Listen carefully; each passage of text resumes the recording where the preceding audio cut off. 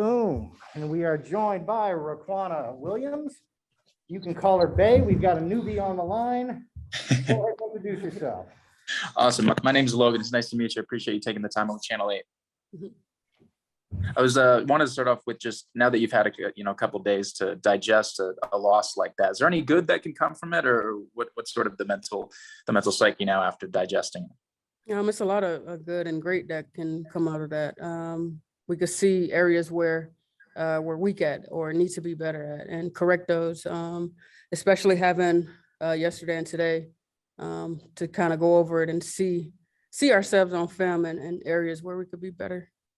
When there is sort of a rough stretch like this, is there almost a lightheartedness sometimes that to remind yourself to not take things too seriously from like ever the coaching staff or the other players, or what's it like in the locker room to sort of try to break out of this? What's the psyche there?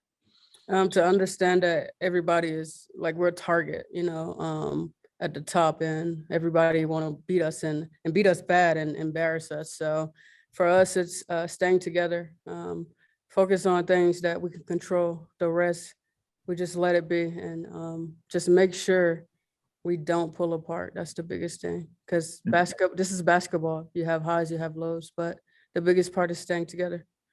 How about just with the bench and trying to step up, and De'Erica was even referencing just needing to have more confidence from the group. What is the confidence level of right now, or is there anything that kind of you've done in the past to help break out of that in your own personal basketball journey, or where's that? Me, especially being a bench player most of my career, or being comfortable with coming off the bench. It's about being comfortable, finding that groove of, if the game is high, you keep it high. If it's low, you find a way to collectively pick it up. And so when the starters come back in, they're having fun and not still in a dogfight. How about, what are the conversations like with the starters who are obviously trying to hype you up and build you up a little bit more? Is there any specific takeaways that you've had from them, or what are those talks like? No, mainly for me, I feel like I handle most of the load of the bench as far as talking and communicating.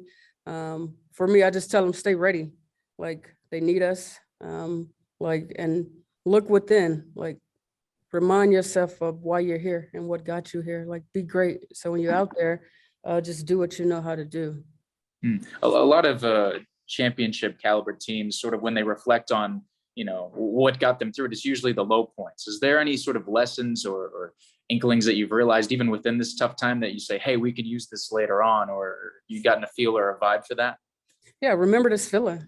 Like, it's the same thing. Like, when you lose, it's not fun, but remember that feeling. That way you try to not put yourself in that situation again. Like, we're not going to win all of them. We know that, but at least, like, let's not get embarrassed when we do drop them, or let's go out losing like the right way, where we were right there in the game. We just made one or two mistakes, not a ripple effects from the first quarter to the fourth. Thanks so much. Chris? Hi, how are you doing today? Good, how are you? Good, fine, thanks. Let me just ask you a little bit about the team's lost 4 of 6. Is there kind of a different, what's Becky Hammond like? Good times, bad times? I mean, what is she pretty even keeled, or does she get after you guys? Because it seems like that she can be pretty stern and yet pretty supportive at the same time. Right, she calls it how she sees it. I mean, do your job.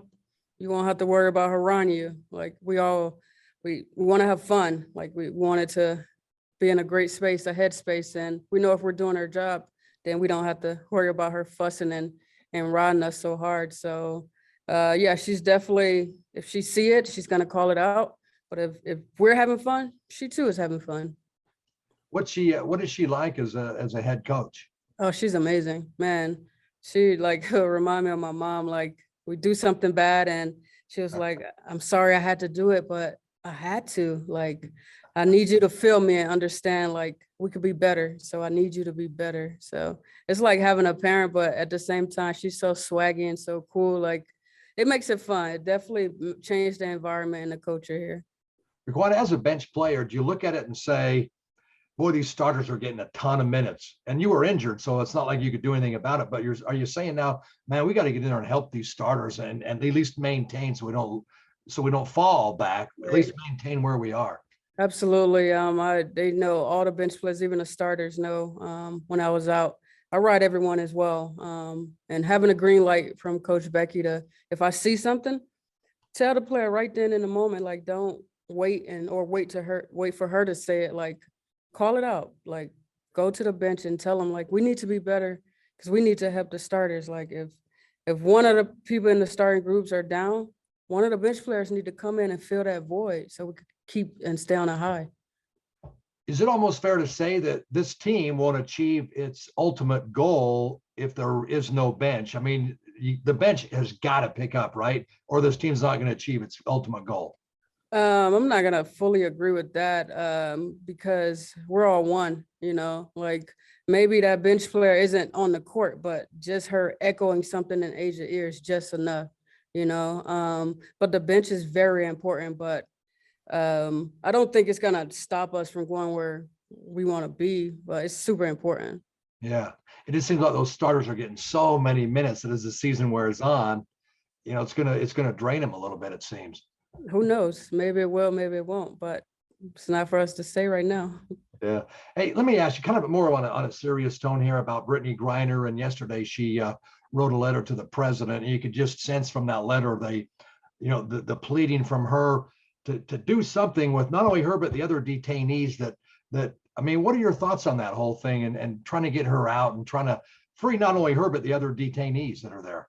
I haven't seen the letter. I haven't been on social media, but when I get time, I'll definitely reflect on it and see what's going on. Yeah. What are your thoughts on her being over there and trying to get out? Just, I mean, it must be like a hopeless type feeling, I would assume. Being someone that was detained and arrested, like I definitely feel her pain and understand what she's going through, but we just have to keep our spirits high and keep praying for her and her family. Yeah. All right. Well, thank you. I appreciate it. No problem. Thanks, Thank you. Faye. Thanks, guys. Logan, can you stick around? I'd like to get your cell phone number and stuff. Absolutely. Jiggy, thanks again. Yep, no problem. We will see you all tomorrow-ish. You sending out get Logan on your release so that he has all this Yep. stuff. Yep, Perfect. I'll get all his info right now.